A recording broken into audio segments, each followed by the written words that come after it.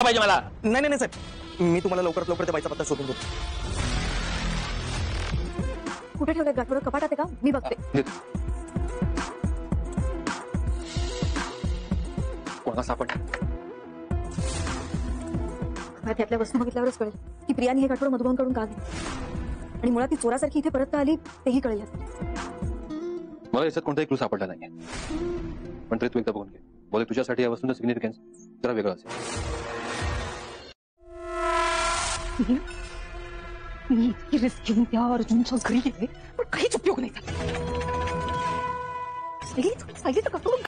नमस्कार प्रेक्षकांनो, ठरलं तर मग मध्ये आज आपण बघणार आहे सायली आणि अर्जुन आता पकडणार आहेत प्रियाला रेड हँड. नेमकी प्रिया सापडते गाठोडं शोधताना आणि प्रियाची आता लागणार आहे पुरतीच वाट, कारण तिने नागराजच्या कॉलरला घातलेला आहे हात. चला तर पाहूया आजचा ठरलं तर मगचा भाग. कालच्या भागामध्ये प्रेक्षकांना आपण पाहिलं की अर्जुनने फायनली सांगितलेलं आहे सायलीला की तिचे आईवडील जिवंत आहेत. तो आता सायलीकडे मदत मागणार आहे. अर्जुन सायलीला म्हणतो, अगं सायली, तुझे आईवडील शोधण्यासाठी तू मला मदत करशील ना? तू देशील ना साथ? प्लीज सायली, तू मला मदत कर. आता त्याने मदतीचा हात पुढे केलेला आहे. सायलीच्या डोळ्यातून आनंदाश्रू वाहत असतात. ती म्हणते, हो, आता जे काही करायचं ते आपण दोघांनीच करायचे. माझे आईवडील जिवंत आहेत आणि ते शोधण्यासाठी तुम्ही जर एवढे प्रयत्न करत असाल तर मी सुद्धा तुम्हाला नक्कीच मदत करणार. अहो, खूप वेड्यासारखी वागले ना मी? अहो, पण मी काय करू? काही भावना मी मनामध्ये तशाच दडपून ठेवलेल्या आहेत. त्याचा सामना मी करू शकत नाही. मग माझी अशी चिडचिड होते. अर्जुनला ती म्हणते, अहो, तुम्ही माझे आईवडील शोधण्यासाठी एवढी धडपड करताय तर ती बघून मी तुम्हाला मागे नाही खेचू शकत. अर्जुन म्हणतो, अगं, मला तुझ्याकडून हीच अपेक्षा होती. आता बघ, आपण दोघे मिळून तुझ्या आईवडिलांना किती पटकन शोधून काढतो ते. कालच्या भागामध्ये प्रेक्षकांना आपण पाहिलेलं आहे अन्नपूर्णा निवासमध्ये चोर पावलाने मागच्या दरवाजाने प्रिया घरामध्ये शिरलेली आहे आणि तिच्या रूममध्ये ती सायलीचं गाठोडं घेण्यासाठी आलेली आहे. पण सायलीचं गाठोडं ज्या ठिकाणी तिने ठेवलेलं होतं त्या ठिकाणी मात्र तिला सापडत नाही. त्यामुळे तिची खूप चिडचिड सुरू असते आणि तिच्या रूममध्ये तिने सामानाचा खूप पसारा देखील केलेला असतो. इतक्यातच तिच्या हातून एक गोष्ट पडते आणि ती म्हणते, एवढ्यातच ही गोष्ट पडायची होती का? आता सायली आणि अर्जुनने जर ऐकलं असेल तर त्यांना नेमकं कळलं असेल की याच रूममधून आवाज येतोय. ते मला बघण्याअगोदर मला इकडून पळायला हवं, पण बाहेर जाताना जर मला कोणी बघितलं तर? आता हा आवाज नेमका सायलीच्या कानावरती पडतो आणि ती म्हणते, अहो, काहीतरी पडलेल्याचा आवाज आला ना? अर्जुन म्हणतो, अगं, हा आवाज अश्विनच्या रूममधून आला असेल. सायली म्हणते, अहो, बहुतेक अश्विन भाऊजी परत आले असतील. अर्जुन म्हणतो, चल आपण त्याच्या रूममध्ये जाऊन बघूया. आता दोघेही रूममध्ये आलेले आहेत आणि त्यांना सगळा पसारा दिसतो. सायली म्हणते, बहुतेक घरामध्ये चोरबीर घुसला की काय?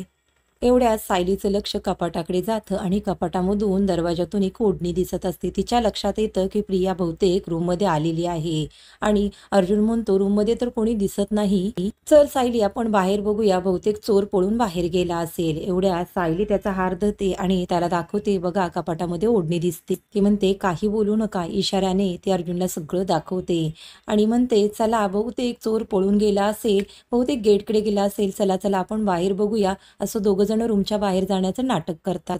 कपाटात दडलेल्या प्रियाला असं वाटतं की अर्जुन आणि सायली आता बाहेर गेले तर आपला मार्ग रिकामा झालेला आहे. पटकन आपण बाहेर पळून जाऊयात.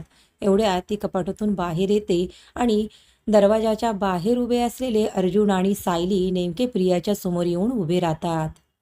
सायली म्हणते, बघा, चोर तर इथेच सापडला. प्रिया म्हणते, मी चोर वगैरे काही नाही आहे सायली, हे तर माझ्या हक्काचं घर आहे.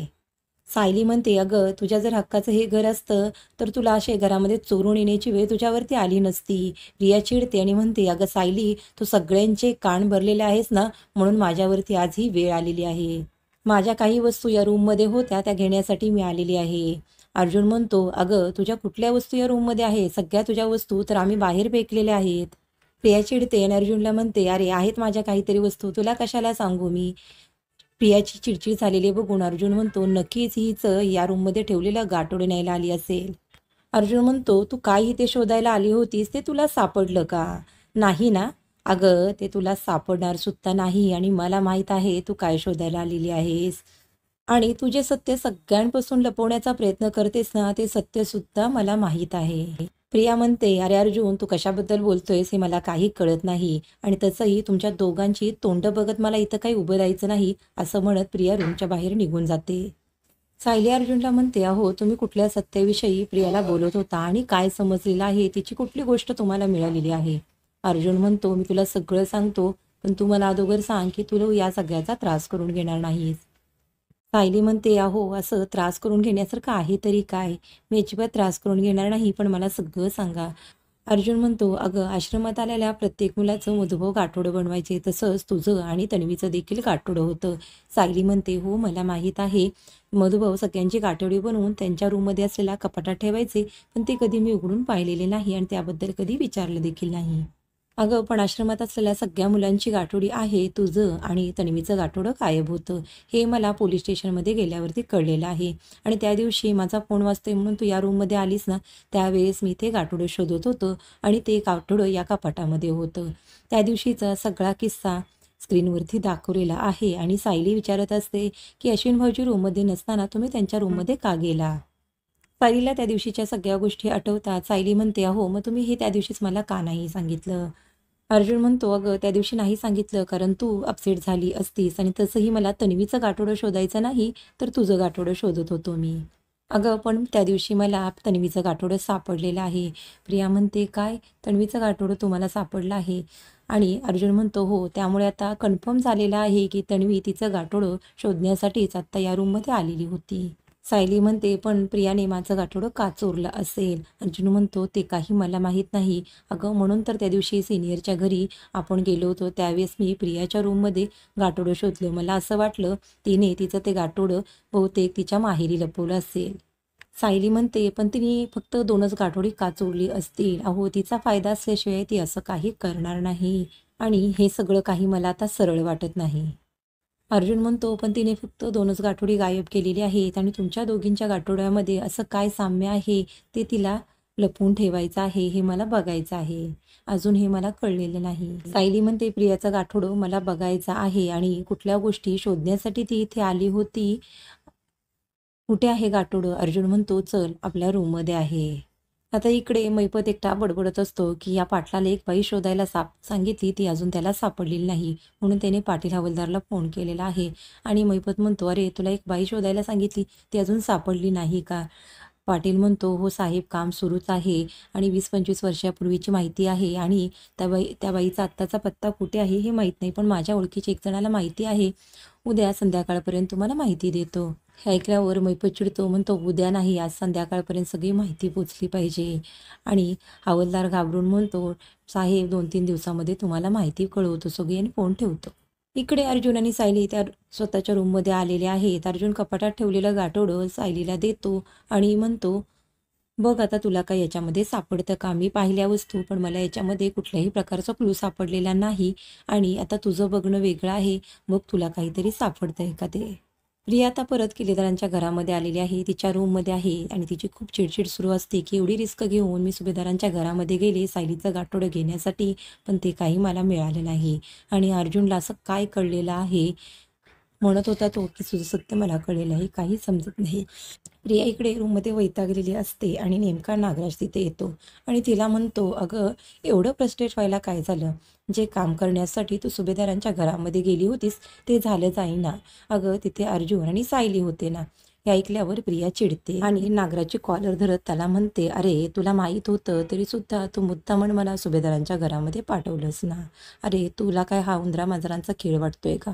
पण वाटत असेल तरी सुद्धा या खेळामध्ये उंदीर कोण मांजर कोण हे वेळ आल्यावरती कळेल. अरे तू आणि मैपतने मिळूनच माझ्या रूममध्ये असलेलं सायलीचं गाठोडं चोरलेलं आहे ना. तू आणि मैपत कितीही चाल खेळा, पण शेवटी चेकमेट मिस करणार. इकडे अर्जुनने सायलीला प्रियाचं गाठोडं दिलेलं आहे, पण त्यामध्ये असलेलं सगळं सामान हे सायलीचंच असतं. त्यामुळे सायलीला प्रत्येक गोष्टीला स्पर्श केल्यानंतर तिच्या काही भूतकाळातल्या आठवणी पुसट दिसू लागतात आणि तिला थोडासा त्रास देखील होऊ लागतो. प्रेक्षकांनो, सायली आणि अर्जुनला वाटते ते प्रियाचं गाठोडं आहे, पण ते आहे सायलीचं आणि त्यामुळे आता सायलीला त्या गोष्टींना स्पर्श केल्यानंतर थोडासा त्रास होऊ लागतो. हे बघितल्यावर अर्जुन उठून पटकन सायलीला पाणी देतो आणि ते गाठोडं उचलून कपाटामध्ये ठेवतो. इकडे नागराज प्रियावरती प्रचंड चिडतो आणि तिला म्हणतो, अगं आता तू तुझी पायरी खूपच सोडलेली आहेस. तुम्ही वरनं डायरेक्ट तू वरती आलेली आहेस. हे काही तू बरोबर केलं नाहीस प्रिया. तुझ्या माहितीसाठी सांगतो, ते गाठोडं मी किंवा मैपतने सुद्धा गायब केलेलं नाही. आणि आता जे काही तू केलंस ना, ते तुला खूप महागात पडणार आहे. आता बघच आम्ही काय करतो ते. असं म्हणत आता नागराज तिथून निघालेला असतो आणि मनात मध्ये म्हणतो, हिचा माज खूपच वाढलेला आहे. प्रियाचा माज आता ठेचायलाच हवा, याशिवाय ही प्रिया काही गप्प बसणार नाही. अर्जुन सायलीला म्हणतो, अगं तू अजून झोपली नाहीस का? सायली म्हणते, नाही अहो, मला तुमच्याशी थोडंसं बोलायचं होतं, तुम्ही कामात आहात का? अर्जुन म्हणतो, नाही अगं बस आणि बोल. सायली म्हणते, अहो तुम्हाला आठवते का, खूप वर्षापूर्वी मला सुद्धा गाडीची खूप भीती वाटायची, पण आता तुमच्यामुळे ती थोडीशी कमी झालेली आहे आणि तुम्ही माझ्याबरोबर आयुष्यभर आहातच ना. अहो माझ्या भूतकाळाबद्दल, माझ्या लहानपणाबद्दल माझ्या मनामध्ये जे दडपण आहे ते कमी करण्यासाठी तुम्ही मला मदत कराल ना. अर्जुन म्हणतो, हो पण अगं ते तुझ्याच हातामध्ये आहे. सायली म्हणते, बघा ना, माझे आई वडील शोधण्यासाठी तुम्ही किती धडपड करताय, पण साधं प्रियाचं गाठोडं सुद्धा मी बघू शकले नाही.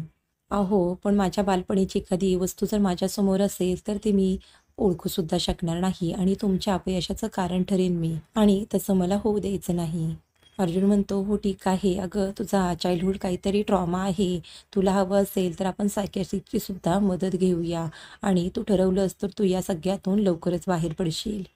सायली म्हणते, हो ठरवलं, यापुढे प्रियाचं गाठोडे असू द्या, माझं गाठोडे असू द्या, त्यातील सगळ्या वस्तू मी बघेन आणि मला थोडासा त्रास झाला ना, 2 मिनिटं थांबेन आणि पाणी पिईन, पण प्रयत्न सोडणार नाही. अर्जुन म्हणतो, अगं तुझ्या गाठोड्यामध्ये तुझ्या बालपणीच्या वस्तू आहेत आणि त्या बघितल्यावरती तुला त्रास होईल. सायली म्हणते, तरीही मी बघेन त्या, पण अगं तुझं गाठोडा अगोदर सापडू दे तरी, असं अर्जुन म्हणतो. आणि कुठे तुझं गाठोडा आहे काय माहिती. आणि अगं सायली, कसं तुझं गाठोडं शोधायचं काहीच कळत नाही. सायली म्हणते, अहो तुम्ही हे विसरताय का की मला प्रियाची नस माहिती आहे. अहो ती कुठल्या वेळी रागवेल, काय करेल, ह्या सगळ्या गोष्टी मला माहीत आहे. आणि ज्यावेळेस प्रिया प्रचंड घाबरेल त्यावेळेस ती त्या गाठोड्याच्या दिशेने पळत सुटेल, त्यावेळेसच आपल्याला ते गाठोडं सापडेल. प्रेक्षकांनो, आजचा भाग इथेच संपलेला आहे. उद्याच्या भागामध्ये बघूया आता प्रियाचं गाठोडं सायली आणि अर्जुन कसं शोधणार आहेत ते. आणि आता उद्याच्या भागामध्ये त्यांनी दाखवलेलं आहे, सायली आणि अर्जुन रविराजच्या घरी निघालेले असतात. एवढ्यात त्यांना मैपतच्या बंगल्याच्या बाहेर प्रिया मैपतच्या घरामध्ये शिरताना दिसते. चला तर भेटूया उद्याच्या भागामध्ये. आजचा रिव्ह्यू, आजचा भाग कसा वाटला नक्की कमेंट करून सांगा. धन्यवाद.